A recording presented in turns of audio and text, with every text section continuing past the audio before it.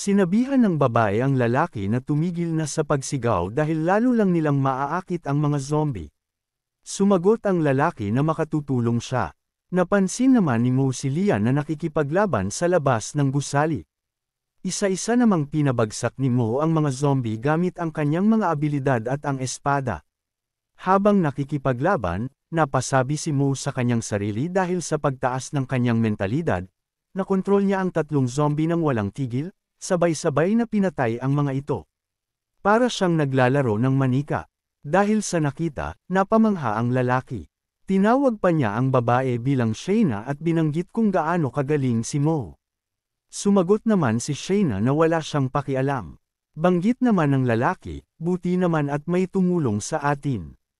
Kaya naman, pasiga na nagwika ito, halika na at lumaban tayo kasama nila. Napatanaw naman si Shayna kay Mo. Muling sumigaw ang lalaki at tinawag si Mo, bro. Napalingon naman si Mo na naiinis dahil sa pagsigaw ng lalaki, dahilan ng paglapit ng di mabilang na zombie. Paglapit ng lalaki kay Mo, hinailan niya ito at sinabi, sumama ka sa amin. Nang makalayo sila sa mga zombie at nakapagtago, nagsalita si Shayna, naligaw natin sila pansamantala. Masaya naman, nagpasalamat ang lalaki kay Mo habang hinihingal pa ito at nagsabi, mahusay ka. At ang girlfriend mo ay mabilis tumakbo at mataas ang stamina, katulad ng aking Shayna. Sa narinig ni Shayna, nagalit ito at sinabihan ang lalaki, sino ka ba para sabihin iyan, Liu Yuhao? Sino ang sayo? Sinabihan naman siya ni Liu, huminahon ka lang. Ang ibig kong sabihin ay kaklase ko. Inalok naman ni Liu si Mo na sumama sa kanilang lugar upang makapagpahinga at bilang pasasalamat sa pagtulong sa kanila. Tinanggihan naman siya ni Mo at nagpasalamat. Ngunit sa isip ni Mo, kahit si Lian ay mukhang normal na tao, kailangan nilang umiwas sa pakikihalubilo sa kanila bago pa nila mapansin na may kakaiba kay Lian. Sagot naman ni Liu, sige na, magpahinga tayo ng magkasama. Wika naman ni Shayna, kung ayaw nila, huwag mo silang pilitin. Bigla namang may napansin si Shayna. Mabilis niya namang sinunggaban si Mo na parang may gustong kunin. Subalit mabilis na nakaiwas si Mo. Dahil dito, napasubsob si Shayna sa lupa. Tanong naman ni Liu, anong ginagawa mo, Shayna? Tumayo naman si Shayna at tinanong si Mo kung saan niya nakuha ang dagger nito. Sagot ni Mo, wala kang paki, di ba? Napapaisip naman si Shayna sa sagot ni Mo. Sa kuryosidad, muling tinanong ni Shayna kung saan nakuha ni Mo ang dagger. Sagot ni Mo, nakuha ko ito sa isang store. Muling nagtanong si Shayna, ito ba ay ang Wang store? Nagtatakang sagot naman ni Mo, paano mo nalaman? Malungkot namang tumugon si Shayna, ang mga tao ba sa store ay patay na? Sinabihan naman siya ni Mo, wag mo nga akong tingnan ng ganyan. Sagot naman ni Shayna, ano bang kinatatakot mo? Hindi naman ito pinapansin ng girlfriend mo. Hinawakan naman ni Shayna si Lian at palambing na nagsalita, tama ako, di ba sis? Dahil sa ginawa ni Shayna, nang inag naman ang katawan ni Lian. Mabilis namang pinigilan ni Mo si Lian sa balak nito at bumalik siya sa pagiging kalmado. Wika ni Mo, pasensya na, pero hindi siya nakakapagsalita. Sagot ni Shayna, napakaganda ng babae, ngunit siya ay hindi nakakapagsalita. Humingi si Shayna ng paumanhin tungkol dito. Sinabihan niya si Lian na napakaganda nito at inaya niya itong magpahinga sa kanilang lugar. Sinabihan din niya si Mo na itinuturing niya itong man of consciousness, at inaya niya itong sumama at makipag-inuman. Kaya naman, pilit na inaya ng dalawa si Mo dahil sa tagal ng panahon, ngayon lang ulit sila nakakita ng survivor. Pagdating nila sa lugar nila Shayna, nagsalita ang isang babae. Tinanong niya si Shayna kung bumalik ba sila dala lang ang dalawa. Sumang-ayon naman si Shayna. Tanong pa nito, ano ang nakuha ninyo ngayon? Sagot ni Liu, marami kaming nakuha sa supermarket sa Southern Street, at marami pa nito doon. Maaari pa kaming makakuha kung maubos na ang kanilang pagkain. Samantala, tahimik na nakikinig si Mo sa kanila. Naisip niyang napakaraming tao sa bahay na ito. Nagsalita si Liu, tinawag niya si Mo at tinanong ang pangalan nito dahil sa haba ng oras na silang magkasama ay hindi niya ito nakilala. Nagpakilala naman si Mo sa kanya. Pinakilala naman ni Liu si Mo sa lahat, at pinakilala naman ni Mo si Lian bilang kanyang kasintahan. Sinabi naman ni Liu sa lahat na si Mo ay malaki ang naitulong sa kanila ngayong araw, kaya naman inimbitahan niya itong kumain kasama nila. Mayabang namang sumagot ang isang lalaki, sinabi niyang, narito na si Shayna, bakit kailangan pa nila ng tulong ni Mo? Sumang-ayon naman ang isa pang lalaki, at dagdag pa nito, hindi na nila kailangan ang tulong ng hindi kilalang tao. Sagot naman ng babae, Luzin, huwag kang bastos sa kanila. Pumunta lamang sila rito dahil sila ay inimbitahan kumain. Sagot naman ng bastos na si Luzin, gusto niya lang ng libreng pagkain kaya pinayagan mo siya. Sagot ni Liu, huwag kang magsalita ng ganyan. Hindi mo alam ang nangyari. Kung hindi dahil sa kanya, malamang napahamak na kami. Sagot ni Luzin, huwag kang masyadong maging mabait, Liu. Ang pagkain ay sapat lang para sa atin, bakit pinipilit mo pa ang estranghero? Wika ni Liu, magsalita ka naman, Shayna. Nagtinginan naman si Mo at Shayna ng may ngiti. Naisip ni Mo, kahit ibinababa ni Shayna ang sarili, alam niyang hindi siya makikialam sa ganitong sitwasyon. Ngunit nang mapatingin siya sa mga taong iyon, inisip ni Mo na pinagtatawanan lang siya ng mga ito.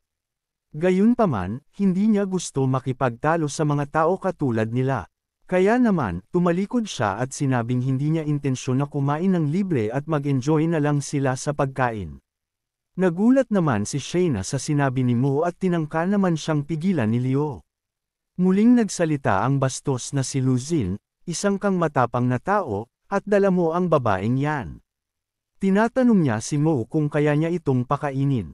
Dagdag pa niya, nararapat ka ba sa aming respeto? Sa narinig ni Mo, mabilis niyang nilapitan si Luzin na may ibang intensyon. Nagulat naman si Shayna sa ginawa ni Mo na papalapit kay Luzin. Sinabihan ni Mo si Luzin, mabuti para sayo ang pagkain, ngunit sino ka ba para ay troto bilang isang master? Sa galit, hinawakan niya ito sa damit at itinaas. Natakot naman si Luzin. Hindi nakapagpigil si Mo at sinampal niya si Luzin. Gulat naman ang mababakas sa mukha ng lahat sa ginawa ni Mo. Sinabi ni Mo ang tawag sa sampal na iyon ay slap granting.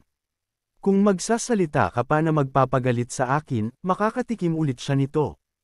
Tinawag ni Luzin si Shayna, at sinabihan naman ni Shayna si Mo na ibaba na si Luzin. Ngunit hindi ito tumugon, sa halip, sinabihan lang niya si Luzin na humingi ng tawad sa kanya. Wika naman ni Shayna, sinaktan mo na siya. Sagot ni Mo, iba ang paghingi ng tawad. Tanong naman ni Luzin, bakit? Dahil dito, muling siya sinampal ni Mo. Natakot naman si Luzin sa ginawa ni Mo. Sinabihan naman ni Shayna si Luzin na humingi ng paumanhin para sa kanyang mga sinabi. Napaisip si Luzin, para sa aking mga sinabi, ginawa ko ito para maisalba ang aming pagkain, ngunit wala man lang ni isa sa kanila ang tumulong sa akin. Dahil dito, agad humingi ng paumanhin si Luzin, at agad naman siyang binitiwan ni Mo. Nang paalis na si Mo, humingi ng tawad si Liu sa nangyari at inaabot ang mga pagkain. Tanong ni Mo kay Liu, sino ang mga taong iyon? Sagot ni Liu, sila ay aking mga kaklase at ka-boardmate. Dagdag pa niya, si Luzin ay galing sa mayamang pamilya kaya ganoon ang kanyang pag-uugali, kaya naman hindi kami nakikipag-away sa kanya. Si Shayna ang pinakamabait sa lahat, kaya inaasahan kong ikaw ay sasapi sa amin. Sagot ni Mo, hindi, salamat na lang, wala akong oras para pakainin ang walang kwentang taong yun. Nagsalita naman si Shayna, malapit ng dumilim, dito na kayo magpalipas ng gabi kahit ngayon lang. Sagot ni Mo, hindi, salamat na lang, may lugar sa city para kami ay makapagpahinga. Pinigilan naman siya ni Shayna at hinawakan ang kamay ni Mo. Tanong naman ni Mo, anong ba talagang kailangan mo? Nahihiya, sagot ni Shayna, ikaw ay may kakayahan sa laban at walang takot sa mga zombie, kaya hinihiling kong tulungan mo ako. Sinabi ni Shayna, wala ka man lang bang sasabihin? Sumagot naman si Mo, oh, hindi ako pumapayag, hayaan mo kaming makaalis. Sabi ni Shayna, lahat tayo ay mga survivor at ikaw ay skilled. Bakit hindi ka tumulong? Sagot ni Mo, ganito, hindi ako tutulong kung maraming walang kwentang tao ang involved. Kung pinili mong tulungan sila, hindi ako makikialam doon. Ngunit kung ako ang hihingan mo ng tulong upang mapakain sila, hindi ko gagawin, hindi kahit kailan. Sabi naman ni Shayna, kung wala ba sila, tutulungan mo kami. Sagot ni Mo, hindi ko sinabi yun. Wika naman ni Shayna, kami ay estudyante mula sa No. 3 Senior High School sa X City. Hindi mo ba alam ang tungkol doon? Sagot ni Mo, alam ko ang tungkol sa Key Senior High School, ha? Ito rin ay isang boarding school, hindi ba? Dagdag pa ni Shayna, nang umalis kami sa school, iniwan namin ang ibang classmate namin doon, kaya naman kailangan naming balikan sila ngayon. Nakahanap kami ng ligtas na lugar. Sagot ni Mo, ngayon, anong makukuha ko sa pagtulong ko sa inyo? Nabigla naman ang dalawa sa sinabi ni Mo. Dagdag pa ni Mo, ituring niyo na lang akong isang trabahador na nangangailangan ng sahod. Naiiyak si Liu at sinabi, sino ang nagsabi sa akin na? Nasa oras ng disaster, ang lahat ay nagtutulungan. Ngayon, pakiramdam ko, ang mundo ay masyadong malupit. Sagot naman ni Mo, depende sa sitwasyon. Sa tingin mo, may normal pa ba sa nangyayari ngayon? Sabi ni Shayna, sige, ang demand mo ay reasonable. Ngunit nakuha mo na ba ang gusto mong makuha? Ang dagger na yan ay pinande ng pinsan ko na si Wang Lin. Sa isip ni Mo, napahanga siya dahil ang maliit na babaeng si Wang Lin ay kayang pumande ng ganito kagandang kutsilyo at napakahusay nito. Naghinayang si Mo dahil akala niya ay patay na ito. Muling nagsalita si Shayna, ako at si Lin ay parehas na skilled sa pagpanday at minana namin ito sa aming lolo. Kahit ang kanyang skill ay hindi kasing galing ng akin, kaya niyang gumawa ng kamanghamanghang mga dagger. Kaya naman ito na ang paunang bayad para sa trabaho. Yun ang deal. At kung nag-aalala ka sa iyong girlfriend, maaari mo siyang iwan dito kasama ang mga classmates ko habang hinihintay tayo. At aalagaan siya nila. Sagot ni Mo, hindi, isasama ko siya. Ngunit sa isip ni Mo, nagbibiro ka ba? Kapag iniwan si Lian sa kanila, siguradong magkakabutas-butas ang katawan nila dahil si Lian ay isang mutated zombie.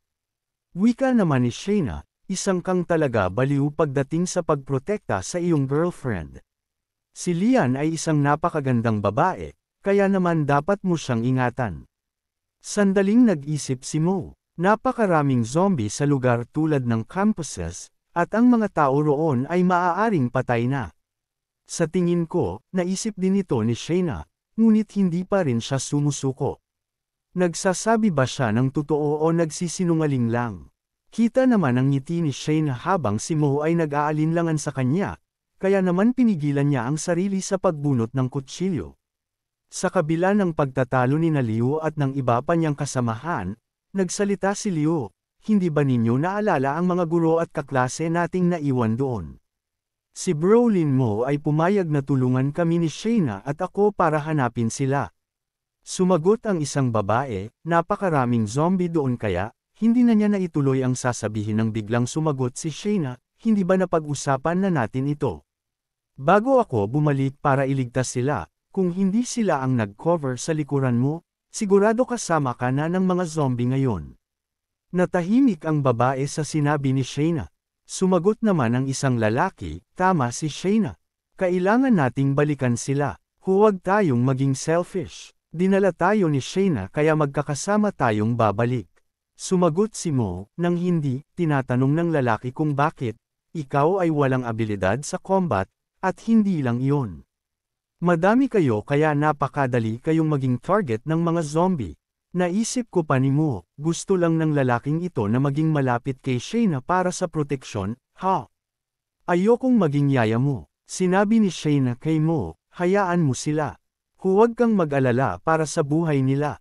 Ang tanging dapat mong gawin ay tulungan mo kami sa panahon ng krisis. Sumang-ayon naman si Mo. Nag-usap-usap naman ang mga babae kasama nila kung ano ang gagawin nila. Napasigaw naman ang lalaki na kasalamin, Shayna, huwag kang mag-alala, kung meron kaming armas, susubukan namin ang aming makakaya upang protektahan ang aming sarili at hindi maging pabigat. Wika naman ni Mo, so, kailangan na ninyong magpahinga at maghahanda tayo bukas ng umaga. Nagtanong naman si Shayna kay Lin, Mo, magiging hindi komportable para kay Lian na matulog kasama ang mga lalaki, kaya sa aming mga babae siya matutulog. Sandaling nag-isip si Mo at sinabihan, okay lang. Kita naman ang ngiti ng ating bida dahil ang nakikita at nararamdaman ni Lian ay nararamdaman at nakikita din niya. Mukhang may ibang plano ang ating bida. Napaisip naman si Shayna, ang lalaking ito, napakadali rin kausap. Nang makapasok na si Mo sa kanyang silid, pinag-igting pa niya ang pag-control kay Lian, kaya naman halos naging iisa na sila. Hinawakan naman ni Shayna ang kamay ni Lian at inaya sa loob ng kanyang kwarto. Sinabihan naman niya si Lian kung hindi ba nito tatanggalin ang kanyang damit. Naisip ni Shayna, nahihiya lang ito, kaya naman pinatungan niya si Lian at sinabing, sige na, tutulungan kita. Dagdag pa ni Shayna, hindi mo ba gustong tulungan ka ng ibang magtanggal ng iyong damit? Napasabi naman si Shayna sa kanyang sarili, ang temperatura ng kanyang katawan ay sobrang baba. Muling nagsalita si Shayna, oo kaya, tulungan mo akong habarin ang aking damit. Hinawakan niya ang kamay ni Lian at pinatong sa kanyang kokomelon. Makikita si Mo nakahiga at pinagpapawisan. Dahil sa kanyang nakikita, napasabi na lang siya sa kanyang sarili ang laro sa girls' room ay masyadong host. Kaya naman sinabi niya na kung ano gusto ay masusunod habang nakangiti at pinagpapawisan. Balik sa silid ng mga babae, si Shayna naman ang pinatungan ni Lian, kaya naman napatanong ito, ano ginagawa mo, sis? Napasabi naman si Shayna na ang weird, si Lian ay isang babae, ngunit sa palagay ko, para isang lalaki ang nasa aking harapan. Kaya naman nakaramdam siya ng pagkahiya. Ang hindi niya alam, si Lian at si Mo ay iisa lang nararamdaman at nakikita. Sa loob naman ni Lian, nakangiting tagumpay naman ang ating bida. Nakangiti si Lian habang tinutulungan niyang tanggalin ang damit ni Shayna. Dahil sa hiya ni Shayna, sinabihan niya si Lian na kailangan na niyang matulog. Napasabi naman si Mo sa loob ni Lian, binabawi mo na ba ang mga sinabi mo, ha? Kasabay nito, hinawakan ni Lian ang damit ni Shayna sabay tanggal nito. Namumula naman, nagulat si Shayna sa ginawa ni Lian, kaya naman kinuha niya ang kumot at tinabyunan ang kanyang katawan habang nakatalikod. Maluluha niya, sinabi kay Lian, wag na ito gawin ulit at hindi na siya magiging naughty kahit kailan. Nakatayo naman si Lian na may seryosong ekspresyon. Inutusan naman ni Mo si Lian na matulog na, agad naman itong sumunod. Dahil sa nangyari, napatingin kay Shayna ang ibang babae, sinabihan niya naman ang mga itong matulog na.